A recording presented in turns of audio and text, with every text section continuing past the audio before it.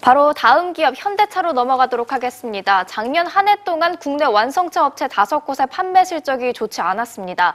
내수 시장에서는 현대차가 유일하게 선전했다는 평가도 있긴 한데요. 어제 신년의 분위기는 대체로 밝았던 것 같아요. 박사님, 현대차 상황 어떻게 보시나요?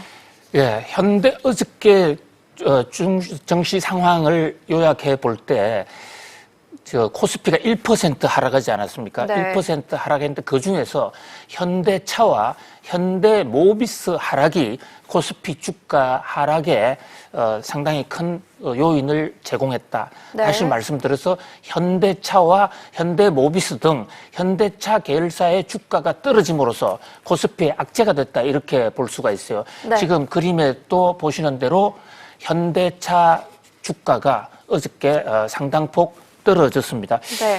어저께 나온 현대차 관련 악재는 우리나라 자동차의 판매량, 생산량, 판매량이 급속히 줄었다라는 얘기예요. 그동안에 우리나라의 지금 이 자동차는 각종 악재 속에서도 꾸준히 생산량을 늘려왔습니다. 네. 근데 지금 그래픽에 보시는 대로 5대 자동차 회사가 있는데 우리나라에 5개의 자동차 회사가 있어요. 네. 그런데 오른쪽에 있는 자그마한 한국 GM이나 르노, 삼성, 쌍용차 이런 것 다시 우리나라 회사들이 아니죠. 이미 지분이 외국으로 넘어가 있고 네. 우리나라 회사는 왼쪽에 나오는 두 회사 현대차와 기아차입니다.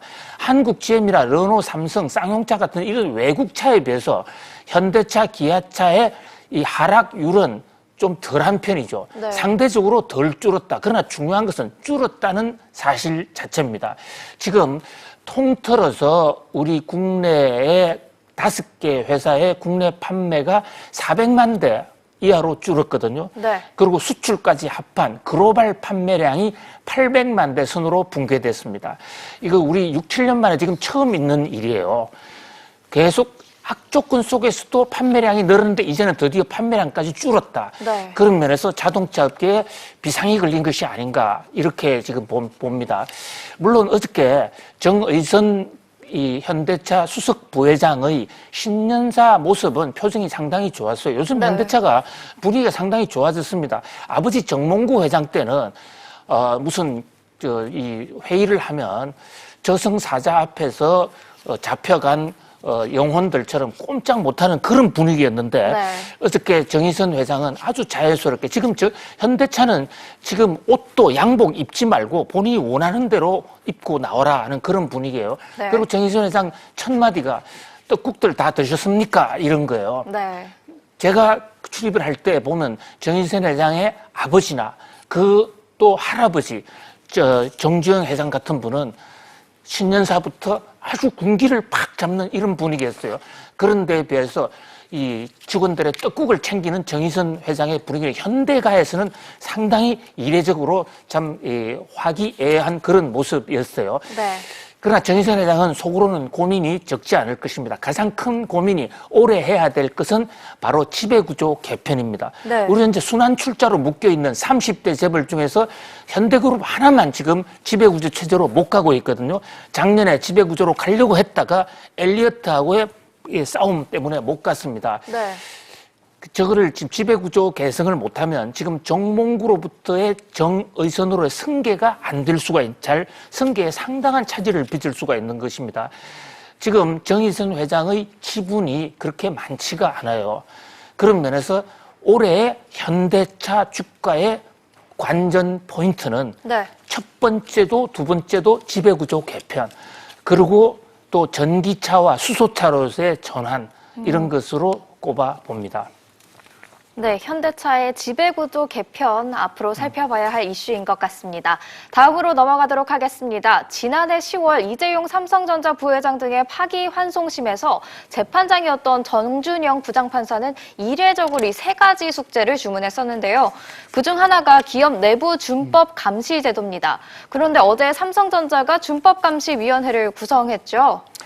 예, 삼성전자 하면 우리나라 대장주죠. 그래서 적어도 증권시장의 주가 상황에 관한 한 삼성이 잘 돼야 코스피가 오르고 한국 정치가 오르는 그런 지금 모습을 보여주고 있어요. 네. 어저께 삼성전자 주가 상당히 많이 떨어졌습니다. 네. 그런데 어저께 삼성전자 주가가 떨어진 것은 삼성이 뭘 크게 잘못했으라기보다도요.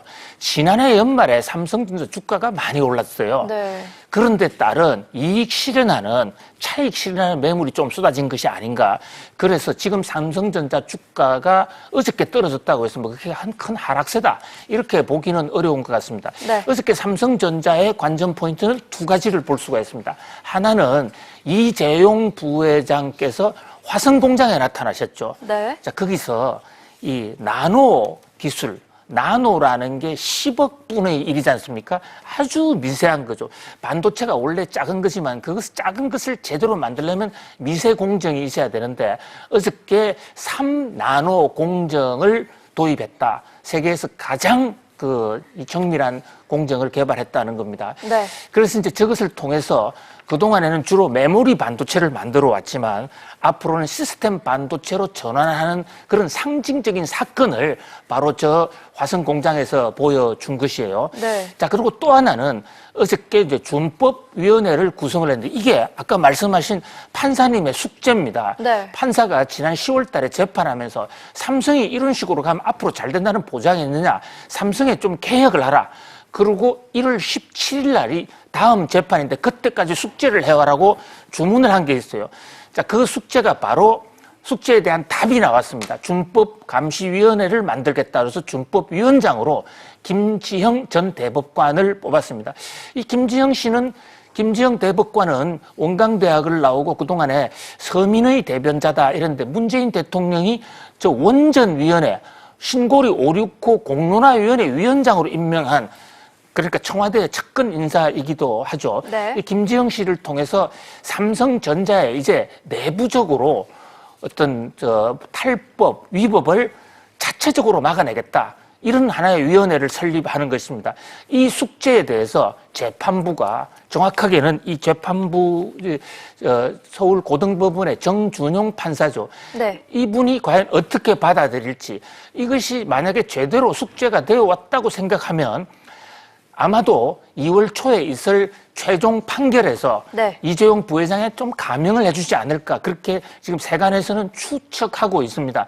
감형이 되면 실형을 안 살고 집행유예가 될 수가 있고 감형이 되지 않으면 다시 좀 교도소로 가야 되는 그런 상황이거든요.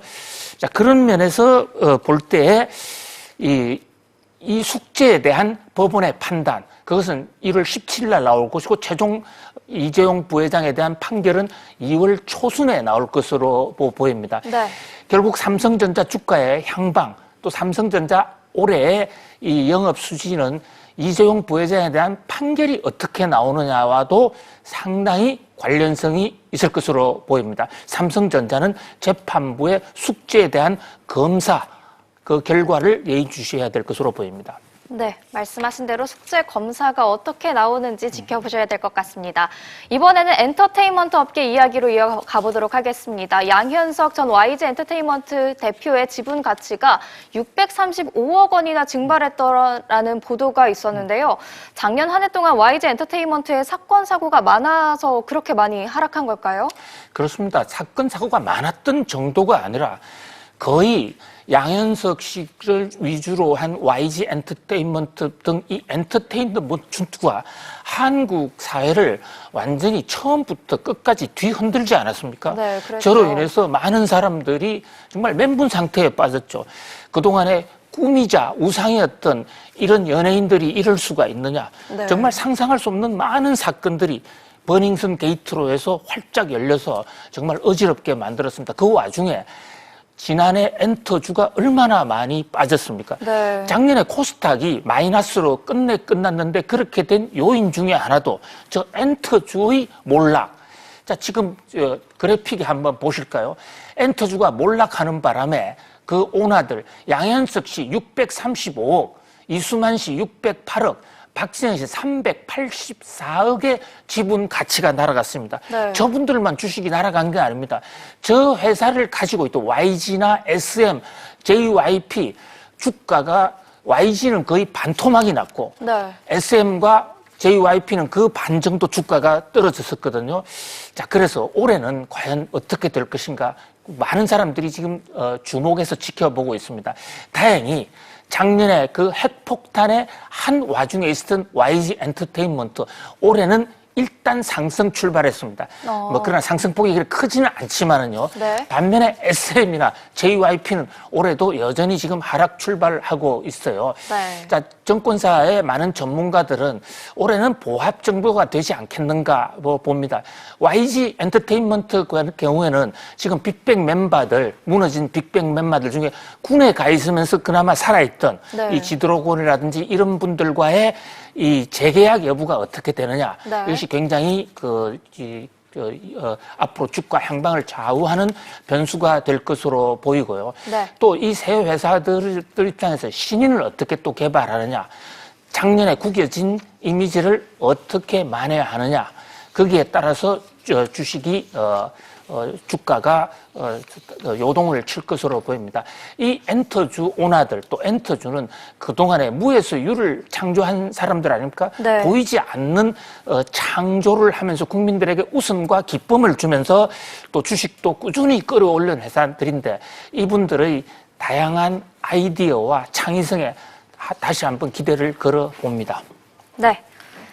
지금까지 오늘 기업도 오늘 사람이었습니다. 다음 주에도 알찬 정보로 돌아오겠습니다. 박사님 오늘 말씀 감사합니다.